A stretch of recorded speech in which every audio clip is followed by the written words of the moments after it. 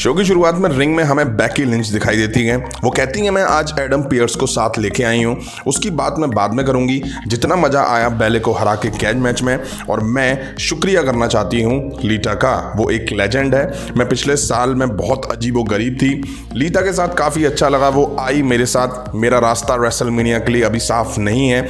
ये जो damage control के बेवकूफ़ बंदे हैं, इनकी वजह से मैंने टाइटल मौका शायद खो दिया है। बात यह है कि मुझे लड़ना है और एलिमिनेशन चैम्बर में नंबर 1 कंटेंडर के लिए मौका चाहिए। एडम पियर्स वो चीज़ है जो चीज़ें बदल सकते हैं। कुछ मैचेस बनाओ एडम पियर्स और चीज़ें बदलो, तभी यहाँ बेले की एंट्री हो जाती है। वो कहती हैं तुम्हें लग रहा है कि तुम्हें मौका मिलने वाला है, तो तुम और ये सब सारे बेवकूफ़ हैं, क्योंकि तुमने लास्ट वीक कैच मैच में कुछ भी ख़त्म नहीं करा है। बेकी लिंच कहती हैं लीटा ने तुम्हारी लड़कियों का हाल बेहाल करा है, ना कि तुम्हारा, और मैंने तुम्हारा हाल बेहाल कर दिया था। बेले कहती हैं कि मुझे एडम पियर्स से बात करनी है, लीटा को यहाँ से बैन कर देना चाहिए। बेकी लिंच कहती हैं मैंने रेसलमेनिया हेडलाइन करा था, इसका पता भी है तुम्हें? वो बेले कहती हैं मैंने सक्सेसफुल रॉ और स्मैकडाउन वुमेन्स चैंपियनशिप डिफेंड करी है रेसलमेनिया में। तभी यहाँ बियांका ब्लेयर की एंट्री हो जाती है। बहुत सारी बातें हो रही हैं रॉ टाइटल के बारे में। किसी को बात नहीं करनी रॉ वुमेन्स चैंपियन से? अगर तुम मुझसे पूछते तो मैं कहती मुझे बेस्ट ऑफ बेस्ट से लड़ना है रेसलमेनिया में। चैम्बर में 6 वुमेन सुपरस्टार हैं, और अगर बेले और बेकी लिंच को मेरे से लड़ना है तो मेरे से होके जाना होगा। बियांका दोनों को मैच के लिए चैलेंज कर देती हैं। एडम कहते हैं वाह आइडिया अच्छा है, आज की रात मेन इवेंट में तुम तीनों के बीच ट्रिपल थ्रेट मैच दिखेगा, बट शर्त यह है कि बेले और बेकी लिंच इस मैच में जीतती हैं तो उन्हें एलिमिनेशन चैम्बर में मौका मिलेगा जाने का। बट अगर बियांका इस मैच को जीत जाती हैं तो बेकी और बेले दोनों में से किसी को चैम्बर के लिए मौका नहीं मिलेगा। अब बैक स्टेज जजमेंट डे के पास एक इंटरव्यू दिखाई दिया। वो जजमेंट डे से सवाल करता है कि चैम्बर में बेलर और रेहा एज बीट फुनिक्स के खिलाफ दिखाई देंगे और आप डेमियन चैम्बर में जाने वाले हैं, तो क्या जजमेंट डे तैयार है? अब डेमियन कहते हैं सवाल ये है कि हम तैयार हैं कि नहीं है, क्या वो बाकी के 5 सुपरस्टार डेमियन प्रीस्ट के लिए तैयार हैं? अब डोमिनिक कहता है मुझे पता है चैम्बर में क्या होता है, मुझे पता है वो रूल करेगा एलिमिनेशन चैम्बर में और जीतेगा यूनाइटेड स्टेट्स टाइटल। मैं मामी के साथ था फोन पे, वो रेसलमेनिया को प्रमोट कर रही है, वो रेसलमेनिया के काफ़ी ज़्यादा एक्साइटेड है। आज की रात हम स्ट्रीट प्रॉफिट से लड़ने वाले हैं, उनको धुआं चाहिए, उनसे निपटा जाएगा और उनको धुआं धुआं कर दिया जाएगा। अब हमें street profits versus judgement day के बीच मैच देखने को मिला। रिंग साइड डोमिनिक भी मौजूद था। डेमियन और फॉर्ड मैच की शुरुआत करते हैं। डेमियन और बेलर फॉर्ड पे हावी होना शुरू करते हैं, लेकिन फॉर्ड ड्रॉप किक देके टैग डॉकिंस को देके शानदार वापसी करते हैं। दोनों टीम ने काफी इंप्रेस करा इस मैच में, अच्छा मैच दिखा इन दोनों के बीच। अब डोमिनिक ने इंटरफेयर करा, मार भी पड़ी, बट फायदा फिन बेलर को हुआ, उन्होंने डॉकिंस को पिन करके मैच जीत लिया। मैच के बाद स्ट्रीट प्रॉफिट्स पे अटैक होता है तो तुरंत एज और बीट फुनिक्स की एंट्री हो जाती है। अब मुझे यार बीट फुनिक्स या यूं कहूँ फेस वुमेन सुपरस्टार का समझ में नहीं आता है। बीट फुनिक्स आके रिंग साइड खड़ी हो जाती है, ये नहीं आके इनमें मार देती हुई नजर आती। रेहा रिप्लाई इंतजार करती है, वो आके सभी मेल सुपरस्टार में मार देना शुरू करती है। खैर एज बेलर को हैंडल करते हैं, वहीं बीट फुनिक्स अब डोमिनिक को निशाने पे लेती हैं। लगा डोमिनिक फिर मार खा जाएंगे, बट मामी पीछे से आके बीट फुनिक्स पे अटैक करती है और जजमेंट डे यहाँ से निकल जाते हैं। अब टाइम था ब्रॉक लेसनर और बॉबी लैशले के बीच कॉन्ट्रैक्ट साइनिंग सेगमेंट का। रिंग में एडम पियर्स पहले से मौजूद होते हैं। ब्रॉक लेसनर की एंट्री होती है, वो रिंग में आ जाते हैं। एडम पियर्स बोलते हैं देवियों सज्जनों, आज ऑफिशियल करने वाले हैं इस कॉन्ट्रैक्ट के जरिए। ब्रॉक लेसनर ने लास्ट वीक इस पे साइन कर दिया था, बट एक साइन से चीजें ऑफिशियल नहीं हो सकती हैं। ब्रॉक लेसनर इसके बाद एडम पियर्स को कट करते हैं और बोलते हैं फालतू बात बंद करो और मुद्दे पर आओ, मैं साइन कर चुका हूं, बॉबी लैशले आ और आके इसको साइन कर। तभी बॉबी लैशले का म्यूजिक हिट होता है, बट उससे पहले काफी सारे गार्ड्स आके खड़े हो जाते हैं। भाई साहब बॉबी लैशले रिंग में तो आते नहीं है, स्टेज पर वो अपनी चेयर और टेबल पड़वा के वहीं बैठ जाते हैं। रिंग और स्टेज के बीच में अब गार्ड मौजूद होते हैं, मतलब कि बॉबी लैशले और ब्रॉक लेसनर के बीच में 12 गार्ड मौजूद होते हैं। अब बॉबी कहते हैं एडम चीजें तुम्हारे हिसाब से नहीं चलने वाली हैं, ये कोई ब्रॉक लेसनर का शो है, ब्रॉक लेसनर को ये चाहिए, ब्रॉक लेसनर को वो चाहिए, ब्रॉक लेसनर को ये मिलता है, ब्रॉक लेसनर को कॉन्ट्रैक्ट चाहिए तो उसके लिए रेड कारपेट बिछाया जाएगा। मैं थक चुका हूं, क्योंकि मैं देख रहा हूं कि जब भी हम फेस टू फेस होते हैं मुझ पे वार होते हैं, ये रॉयल रंबल से एलिमिनेट किया जाता है मुझे, चीजें अब मेरे हिसाब से होंगी। ब्रॉक लेसनर कहते हैं बॉबी रिंग में आ जा। बॉबी कहते हैं कि अब मेरे हिसाब से होंगी चीजें, मेरे एजेंट ने कॉन्ट्रैक्ट देखा, मेरे मैनेजर ने कॉन्ट्रैक्ट देखा, सबने कॉन्ट्रैक्ट देखा है। तो एडम कहते हैं आओ तो फिर साइन कर जाओ इसको। बॉबी कहते हैं कि मुझे पता भी नहीं है कि मैं वो साइन करना भी चाहता हूं या नहीं। ब्रॉक लेसनर कहते हैं बॉबी तू अपनी तशरीफ रिंग में लेके आ। बॉबी डर गया है। बॉबी अगर तू नहीं आएगा तो मैं वहां आके तेरी हालत खराब कर दूंगा, तू बेहोश की हालत में ही इस कॉन्ट्रैक्ट को साइन करेगा। बॉबी लैशले कहते हैं तुझ में इतनी हिम्मत नहीं है। अब ब्रॉक लेसनर कहाँ रुकने वाले हैं सुन के उन्होंने गार्ड्स को पेलना शुरू कर दिया, लेकिन बॉबी लैशले पहले से तैयार थे। उन्होंने ब्रॉक लेसनर पर अटैक कर दिया और फिर स्पीयर लगा दी। बॉबी लैशले ने इसके बाद कॉन्ट्रैक्ट उठाया और साइन कर दिया और ब्रॉक लेसनर के चेस्ट पे उसको रख के चले गए। आज बॉबी लैशले का दिन था। अब हमें मिचिन वर्सेस पाइपर नवीन के बीच एक मैच देखने को मिला। ठीक ठाक मैच देखा दोनों सुपरस्टार के बीच में। मिचिन ने काफ़ी अच्छी कोशिश करी, वहीं पाइपर काफ़ी डोमिनेट करती नजर आई और मैच भी एंड में पाइपर ने जीत लिया। अब हमें रिंग में सैमी ज़ेन दिखाई दिए। वो आके बोलते हैं देखो मैं यहाँ रॉ को रोकने नहीं आया हूँ, मुझे कुछ कहना है, किसी से कुछ कहना है, मुझे इसके बाद मौका मिले या ना मिले, क्योंकि एलिमिनेशन चैम्बर मॉन्ट्रियल कनाडा में होने वाला है। कॉडी मुझे पता है तुम बैक स्टेज हो तो कृपया करके बाहर आ जाओ। तभी कॉडी रूट्स की यहाँ एंट्री होती दिखाई देती है। दोनों आमने सामने रिंग में होते हैं। अब भाई एरिना कॉडी और सैमी के चैंट से गूंज उठा। कॉडी रूट्स कहते हैं सैमी ज़ेन रॉ में तुम्हारा स्वागत है, बोलो किस बारे में बात करनी है। सैमी ज़ेन कहते हैं कॉडी पिछले हफ्ते तुमने पॉल हेमन के साथ काफ़ी कुछ बातचीत करी, पूरी दुनिया इस बारे में बात कर रही है, तुम दोनों काफ़ी पर्सनल थे। तुमने एक बात कही थी जो कि मेरे दिमाग में बैठी हुई है और जो कि निकल नहीं रही है, बार बार उसके बारे में मैं सोच रहा हूँ। तुमने कहा था Cody Rhodes versus Sami Zayn WrestleMania में होने वाला है, तो मैं यहाँ स्मैकडाउन से रॉ में आया हूँ, तुम्हारी आंखों में आंखें मिला के अब मैं यहाँ खड़ा हूँ और मैं ये तुम्हारे मुंह से फिर से सुनना चाहता हूँ। अब सैमी कहते हैं ये तुम्हारी जुबान से निकल गया या तुम्हें यकीन है कि मैं रोमन रेंस को एलिमिनेशन चैम्बर में हरा सकता हूँ। कॉडी कहते हैं सैमी मैं सिर्फ एक चीज़ पे अड़ा हुआ हूँ, मुझे टाइटल चाहिए, तो मैं यहाँ फालतू बात नहीं करना चाहता हूँ। मुझे लगता है कि तुम रोमन रेंस को हरा सकते हो, तो मैंने ये बात सही कही थी।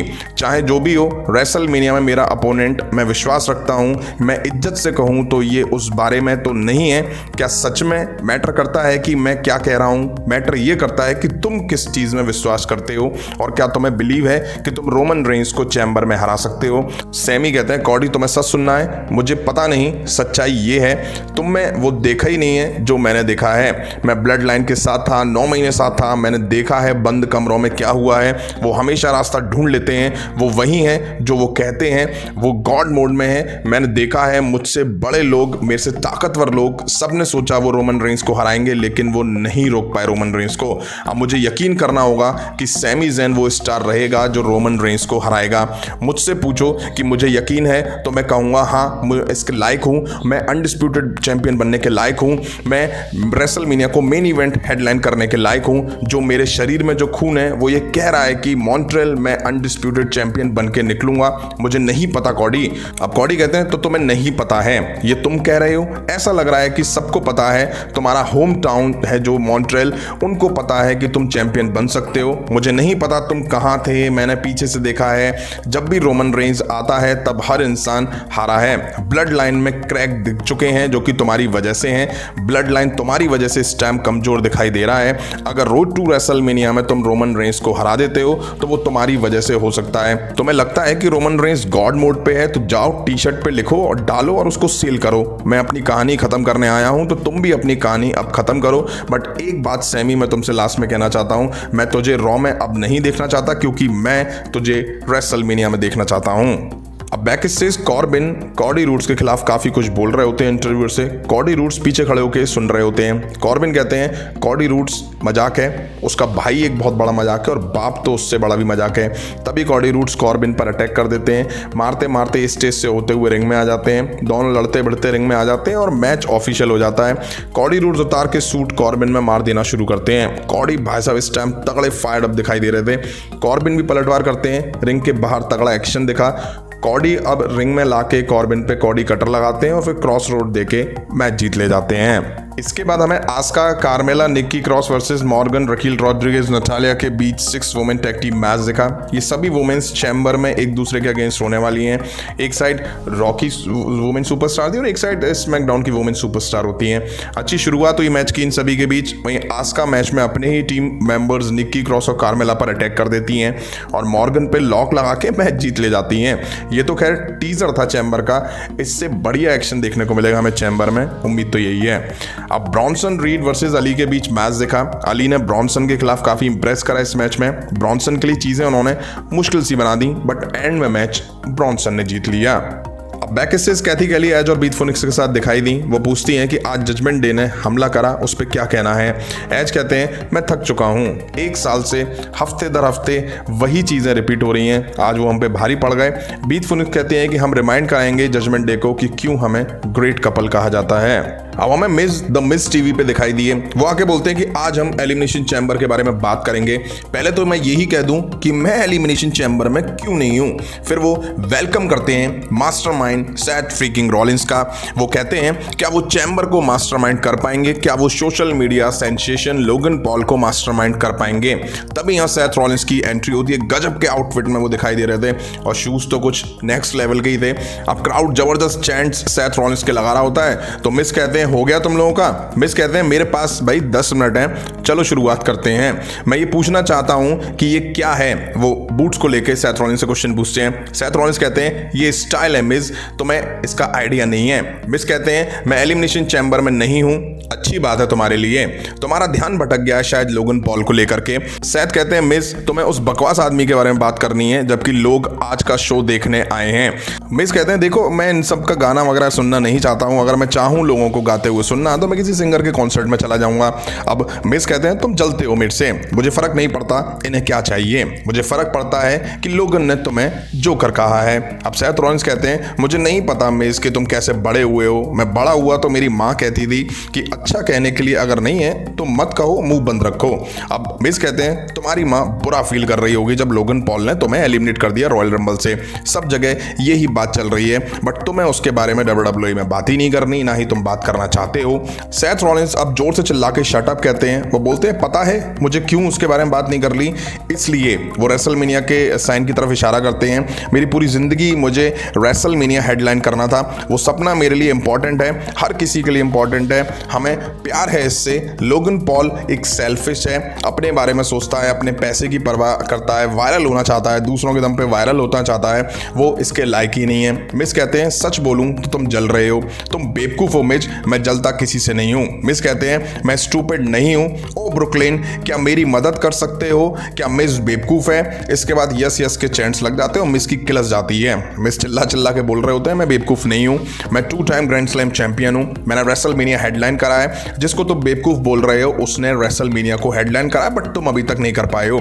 बस फिर क्या था, सेथ रॉलिंस मिस पर अटैक कर देते हैं। तभी यहाँ ऑस्टिन थ्योरी आ जाते हैं। सेथ रॉलिंस उनको भी हैंडल करते हैं बट मिस आके सेथ पे अटैक करते हैं, बट सेथ रॉलिंस मिस को स्टॉम्प लगा के ढेर करते हैं। तभी ऑस्टिन थ्योरी आके सेथ रॉलिंस को 8 टाउन डाउन लगा देते हैं। अब मिस ढेर पड़े हुए थे और हमें रिक बुक्स के साथ उनका मैच दिखना था। अब मिस माइक लेके कहते हैं कि भाई तेरा ऊपर का दिमाग खाली है क्या, कोई मैच नहीं हो सकता हमारे बीच में क्योंकि मेरी हालत अभी ऐसी नहीं है।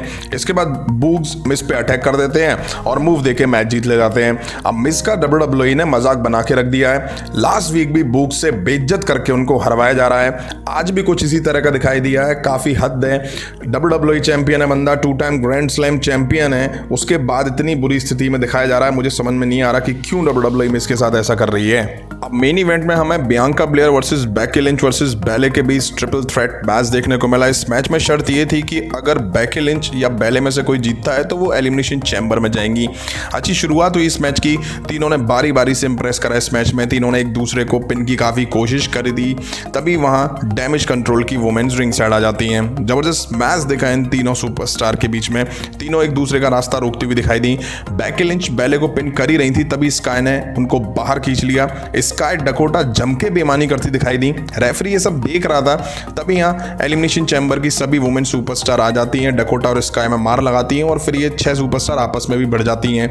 मैच एंड फेस में आया, बेकी लिंच ने बेले को मैन हैंडल स्लैम लगाया, फिर बियांका ने बेकी लिंच पे केओडी लगा के उनको पिक्चर से बाहर करा और बेले को पिन करके यहाँ पे मैच जीत लिया। यहीं आज रॉ का एपिसोड एंड हुआ।